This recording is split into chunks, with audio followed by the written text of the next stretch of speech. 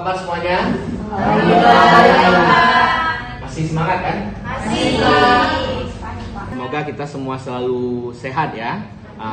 Karena sekarang sedang musim sakit, jadi harus kita jaga kondisi ya. Apalagi adik-adik semua jauh dari orang tua ya. Untuk pertemuan kali ini nanti akan banyak yang kita bicara. Komting silakan dipimpin teman-temannya mengawali perkuliahan ini, silakan. Sebelum kita memulai perkuliahan, teman-teman, mari kita berdoa di dalam hati masing-masing. Berdoa dimulai. Selesai. Untuk kelas ya, masih banyak sampah-sampah ini, tolong Bapak.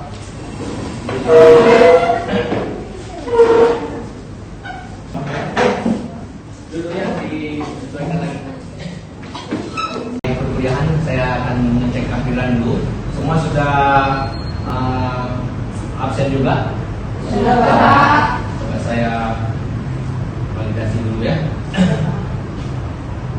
Siti Wardina, Devan, Tata Hira, Hadir, Pak. Alfian. Hadir, Pak. Kenapa pakai masker? Sakit? Mohon maaf, Bapak, saya kurang sehat. Oh, kurang sehat. Oke, jaga kesehatannya ya. Terima kasih, Pak. Minggu yang lalu kita membahas tentang politik kolonial atau politik etis. Mungkin ada yang masih ingat terlebih dahulu terkait dengan hal tersebut. Mungkin silakan. Politik balas budi, Pak. Dari balas budi. Kenapa disebut dengan balas budi? Karena setelah Belanda menjajah Indonesia, dari situ mereka berpikir bahwasanya tentu saja menguntungkan Belanda. Seperti mereka membutuhkan tenaga kerja banyak, tapi pada saat itu pribumi kan belum bisa membaca dan menulis. Maka dari itu mereka bagaimana bisa caranya mendapatkan tenaga kerja yang murah dan bisa membaca, minimal bisa membaca dan berhitung. Oke, itu saja, Pak. Oke, beri aplaus buat teman-teman. Ada pendapat lain mungkin silakan. Ya, silakan. Jadi saya kemarin juga sudah belajar mengenai politik etis, itu adalah politik balas budi ya Pak, di mana di dalamnya itu ada 3 hal, yaitu edukasi, irigasi, dan kemudian ada irigasi yaitu perairan sawah, dan migrasi yaitu perpindahan penduduk, seperti itu Pak. Oke, beri aplaus buat temannya. Cara berjuang yang dilakukan oleh bangsa kita yang tadinya itu dilakukan dengan cara apa? Peperangan ya, peperangan. Lalu masa pergerakan ini sudah berganti ya melalui organisasi ya pergerakan. Ada satu tema menarik di dalam masa pergerakan ini, di mana ada sebuah peristiwa monumental yang mungkin kita akan bahas bersama. Minggu lalu sudah kita tugaskan, yaitu untuk mencari tentang Hari Kebangkitan Nasional ya, Hari Kebangkitan Nasional. Hari Kebangkitan Nasional sendiri itu di dalam sumber sejarah itu disebutkan bahwa diperingati setiap tanggal, ada yang ingat mungkin 20 Mei ya, tahun 1908,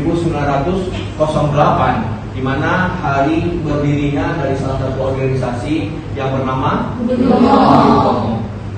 Tetapi di kalangan sejarawan dan beberapa masyarakat ini banyak mengatakan bahwa ini kurang cocok. Mungkin adik-adik semua sudah pernah mendengar bahwa ada beberapa versi lainnya yang mengatakan bahwa yang lebih cocok itu adalah peristiwa Sumpah Pemuda ataupun Serikat Islam yang organisasinya lebih banyak masanya, ataupun IP yang sudah terang-terangan mengatakan ingin berjuang untuk memerdekakan bangsa Indonesia. Ya, adapun tujuan pembelajaran hari ini ya, yaitu agar dapat menganalisis Hari Kebangkitan Nasional. Ya, nanti kita akan berdiskusi bersama ya. Setiap grup akan menginvestigasi dan akan mempertahankan argumen-argumennya berdasarkan sumber-sumber yang ada. Nah, jadi nanti kita akan bagi 4 kelompok. Nanti akan saya share nama-nama kelompoknya, akan kita tampilkan. Ini nama kelompoknya. Nah, langsung ke kelompok teman. Dari berbagai sumber nanti boleh gunakan alat elektronik ataupun nanti buku yang ada di depan ini akan saya bagikan sebagai sumber referensi adik-adik semua, dan juga boleh untuk searching berdiskusi di kelompok terkait dengan kelompok 1 itu Budi Utomo ya. Jadi adik-adik akan menguatkan syarikat Islam ya. Jadi nanti setiap kelompok akan mendiskusikan tentang ini, lalu berikan argumen terkait ini. Tema kelompok Anda itu layak untuk dijadikan sebagai momen kebangkitan nasional. Jadi Anda mempertahankan argumen ya. Disinilah proses berpikir. Isu-isu seperti ini di dalam sejarah itu hal yang sangat lumrah terjadi, karena sejarah itu adalah ilmu, sebuah ilmu yang untuk menginterpretasi, menafsirkan peristiwa. Itu kumpulkan bukti-bukti terkait terhadap kelompok yang Anda dapatkan ini. Bisa dipahami sampai sini saya? Oke, tema kelompok sudah kita bagikan dan nama kelompok juga sudah. Sekarang coba disesuaikan mejanya untuk bekerja kelompok, dan perwakilan kelompok mengambil kertas kelompok dengan peralatan kerjanya. Silakan.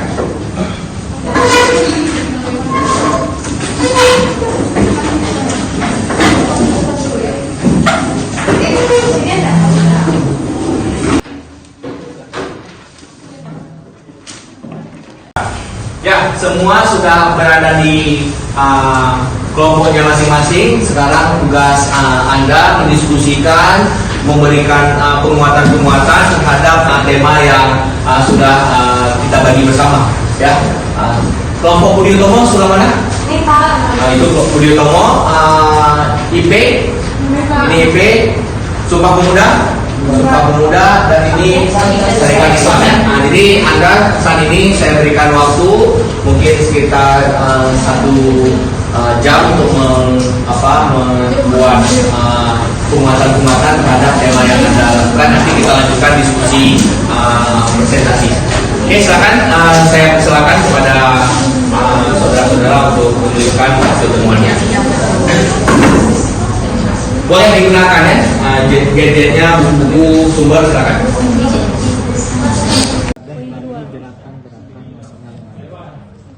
Gerakan-gerakan apa? Pemuda. Sumpah Pemuda merupakan wadah.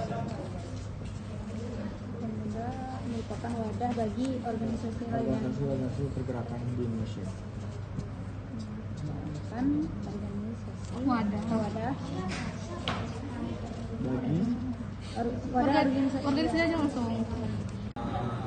Pilih yang layak, misalnya mungkin yang dari tujuan dari partainya ya, mungkin bisa dituangkan di sini.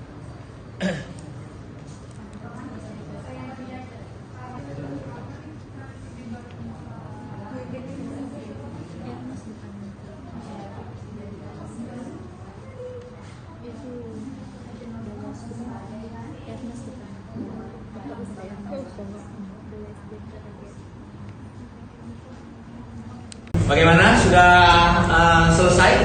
Sudah. Kelompok ini? Sedikit lagi ya. Mungkin 5 menit lagi kita akan presentasi hasil dari temuan. Kelompok SI sudah selesai? Sudah. Sumpah Pemuda? Sudah. IP? Sudah. Budi Utomo? Sudah. Oke, sekarang kelompok mempresentasikan hasil dari temuan dan diskusi kelompoknya di depan ya. Silakan. Ini perkenalkan. Kelompok pertama Pak. Kelompok BU dulu. Assalamualaikum warahmatullahi wabarakatuh. Waalaikumsalam warahmatullahi wabarakatuh. Kami dari kelompok 1 dengan judul Budi Utomo, adapun anggota kelompok Nur Fatali Mustafa, Risnawati, Suryanti, dan Fatin Asyura Putri. Baiklah, di sini kami akan menjelaskan mengenai landasan apakah yang menjadikan Budi Utomo layak dijadikan momen Hari Kebangkitan Nasional. Adapun beberapa poin yang akan kami bahas mengenai hal tersebut. Yang pertama, Budi Utomo sebagai salah satu dampak politik etis yang memberi pengaruh besar bagi terbentuknya Persatuan dan Kesatuan Indonesia.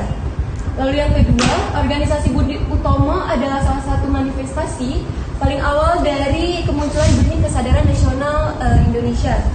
Dan yang ketiga yaitu Budi Utomo memberikan penekanan pada bidang pendidikan di Indonesia, karena pendidikan adalah alat penting bagi kemajuan bangsa, terutama bangsa Indonesia.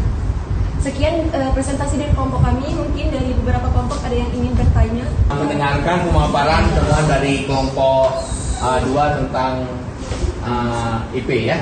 Silakan. Siapa yang akan bicara? Oke, baik. Assalamualaikum warahmatullahi wabarakatuh. Kami dari kelompok 2 yang tepatnya materi kami ini mengenai masalah indisipasi organisasi pada pergerakan nasional. Yang mana dilatar belakangi oleh dicetuskannya oleh 3 tokoh. Yang pertama ada Dwi Dekker, Tjibko Mangunkusumo, dan Suwardi pada tanggal 25 Desember 1912 di Bandung. Nah, tujuan dari berdirinya organisasi ini agar terciptanya kerjasama orang Indonesia dengan Bumi Putra.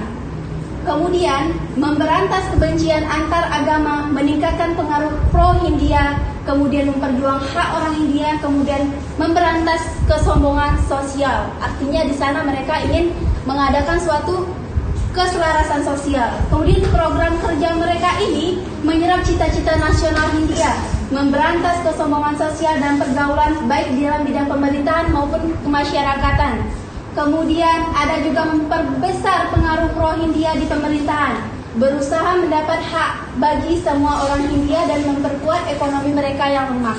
Nah, alasan kami menganggap indisipasi ini menjadi organisasi yang layak untuk dijadikan sebagai hari pergerakan nasional, karena kita ketahui bahwasannya indisipasi ini merupakan organisasi yang terang-terangan dan radikal terhadap Belanda.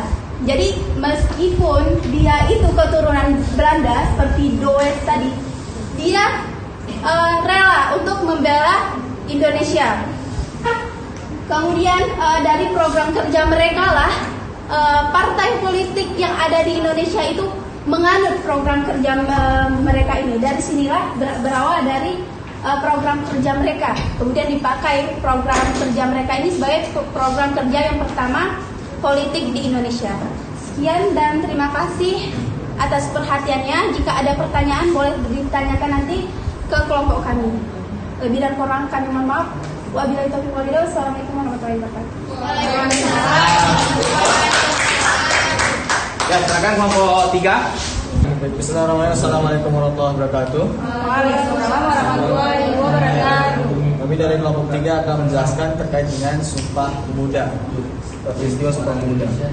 Sumpah Pemuda merupakan wadah bagi organisasi pergerakan di Indonesia yang berdiri pada tanggal 28 Oktober 1928 yang merupakan gerakan lahirnya Sumpah Pemuda. Kemudian nasionalisme di Indonesia baru sangat ketara ataupun kelihatan itu ketika adanya suatu Sumpah Pemuda, hingga pergerakan organisasi nasional itu mulai kelihatan ketika Sumpah Pemuda ada. Kemudian fokus utama Sumpah Pemuda adalah untuk mewadahi seluruh pemuda Indonesia. Dan kita lihat juga dari ikrar Sumpah Pemuda ini memaknai ataupun bermakna sangat nasionalis terhadap seluruh organisasi bangsa di Indonesia. Mungkin itu terkait dengan presentasi dari kelompok 3. Jika ada teman-teman yang ingin tanya jawab, akan kami persilakan. Cukup sekian dari kami. Wassalamualaikum warahmatullahi wabarakatuh. Waalaikumsalam warahmatullahi wabarakatuh. Orang Indonesia ya, tapi orang Indo dengan Bumi Putra. Bumi Putra itu orang asli Indonesia ya. Nah, jadi kalau orang Indonesia dengan Bumi Putra sama ya. Ini orang Indo ya. Ini perlu saya luruskan sedikit ya. Assalamualaikum warahmatullahi wabarakatuh. Waalaikumsalam. Kami dari kelompok Sarekat Islam akan mempresentasikan hasil kerja kami. Jadi, mengapa Sarekat Islam menjadi pantas sebagai tolak ukur Hari Kebangkitan Nasional?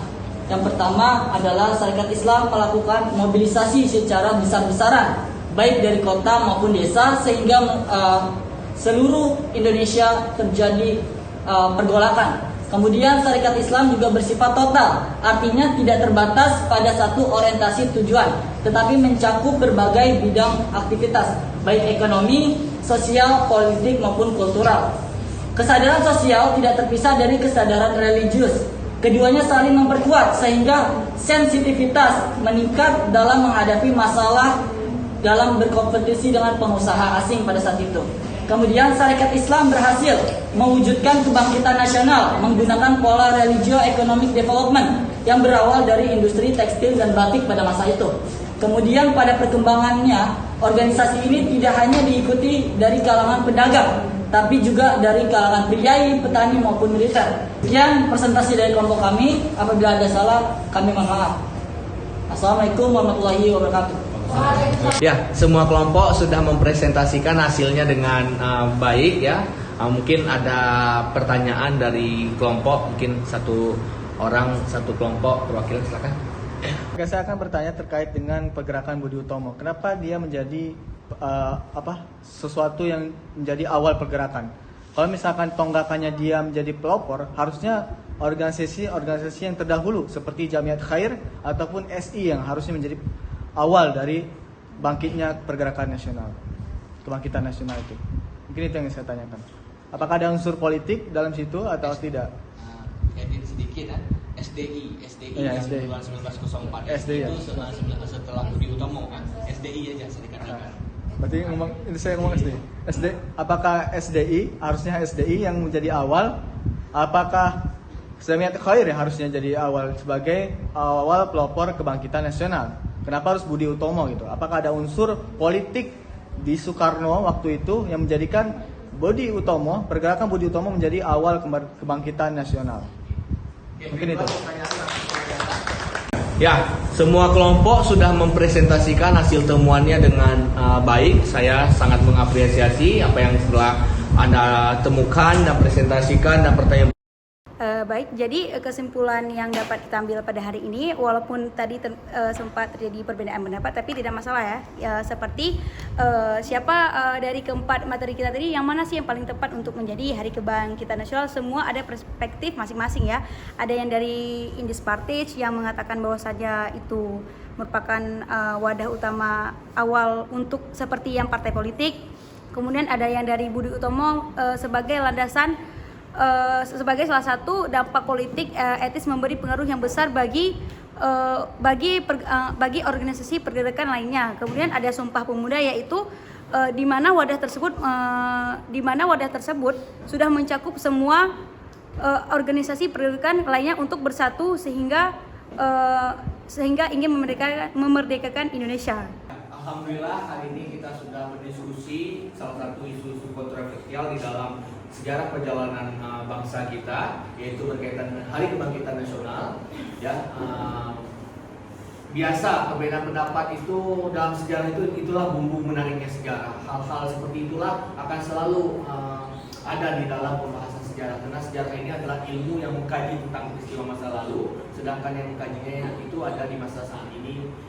Oleh karena itu penafsiran berbeda itu hal yang biasa. Ya. Untuk minggu depan mungkin kita akan membahas tentang organisasi keagamaan, ya, baik itu Ahmadiyah, Nahdlatul Ulama dan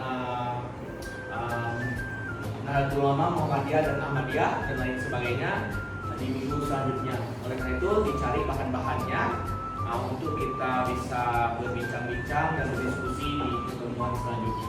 Semoga perkuliahan hari ini dapat diambil hikmahnya. Perbedaan pendapat, ada golongan-golongan tadi, ya, itu hal yang biasa di dalam untuk membuat kita semakin dewasa. Akhir kata saya ucapkan wabillahi taufiq wal hidayah. Assalamualaikum warahmatullahi wabarakatuh. Waalaikumsalam.